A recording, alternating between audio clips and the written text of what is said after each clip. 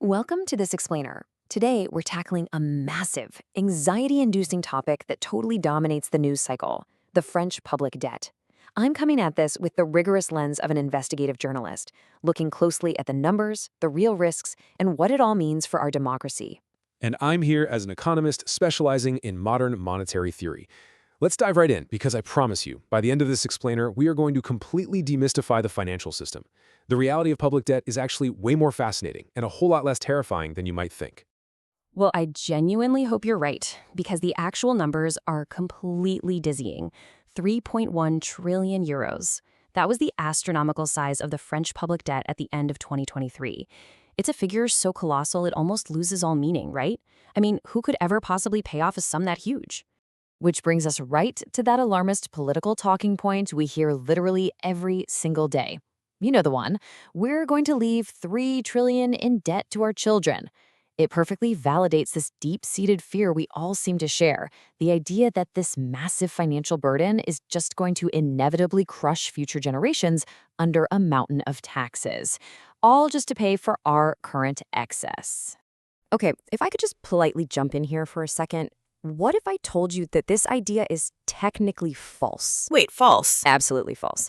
Look, it's a remarkably effective political narrative, sure, but from a purely financial standpoint, your kids and grandkids are absolutely never going to pay this back with their taxes.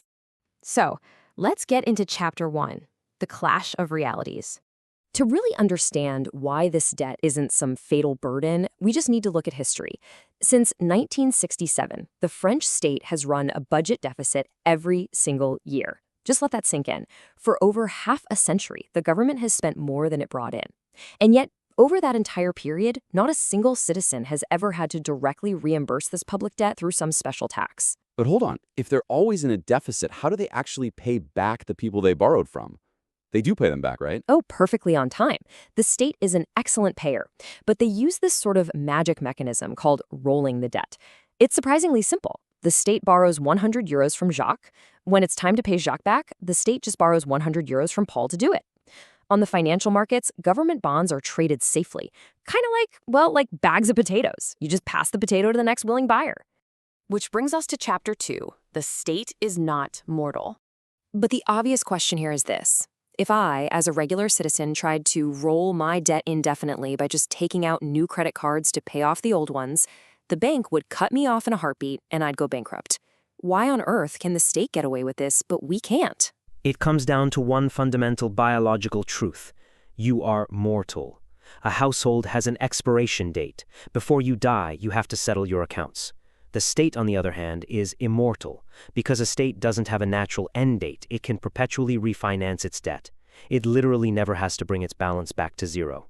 In fact, for savers and pension funds, public debt isn't a burden at all. It's a super safe, highly reliable financial investment. Okay, fair enough. But to roll this debt over constantly, you'd need an endless supply of cash. Where's all this refinancing money actually come from? Are they just siphoning off the existing savings of the population? Not at all. And this is where the magic of monetary creation comes in. When the state issues new bonds, commercial banks don't just lend out existing savings. Through the modern banking system, they literally create new money ex nihilo, out of thin air, using an electronic printing press. It's just a few keystrokes on a computer, and boom, the money is credited to the state, which then spends it directly into the real economy. Moving on to Chapter 3, the privilege of the currency. But look, if you just keep printing money or rolling debt forever, you have to hit a wall eventually, right? Doesn't this constant refinancing create a massive risk of the state going bankrupt? We've definitely seen countries default before. That is absolutely the right question to ask. And the reality is, it all depends on what currency you're borrowing in. In international economics, there's a concept known as the original sin. It's this systemic trap that mostly hits developing nations. Because global markets don't always trust their local currencies, these countries are forced to borrow money from abroad in foreign currencies, usually US dollars or euros. So that distinction is crucial. On one hand, you have countries like France or Japan that borrow in a currency their own central banks control. If things get rough, they can always guarantee liquidity. But flip that and look at countries like Ivory Coast or Argentina. They borrow in dollars but collect taxes in their local currency. If their money drops in value against the dollar, their debt literally explodes uncontrollably, bringing a massive risk of default. They basically suffer the consequences of American monetary policy without having any say in it. Exactly. France, because it borrows in euros, faces practically zero pure insolvency risk thanks to the ultimate safety net of the European Central Bank. Chapter 4. Canceling Debt, the Big Debate. And speaking of the European Central Bank, that brings us to a highly debated, super controversial proposal. What if we just canceled the public debt currently held by that central bank? To wrap our heads around this, let's look at who actually owns this French debt. Half of it is held by foreign investors, and a quarter by French insurers, which basically represents the life insurance and savings of everyday citizens. But then there's this specific 20% slice, held by the European Central Bank and the Bank of France. If we defaulted on that 20% or just canceled it, wouldn't that completely destroy the economy and wipe out citizens' savings? Surprisingly, no. You kind of have to think of the central bank as this massive accounting black hole. Because this is the very institution that creates the money in the first place, it doesn't have external creditors it needs to protect, at least not in the way a normal commercial bank does. It literally cannot go bankrupt in the traditional sense. So canceling that specific 20% is technically possible, and crucially, it's completely neutral for the average citizen's savings. Nobody loses their retirement fund just because the central bank absorbs a loss on its own Excel spreadsheet.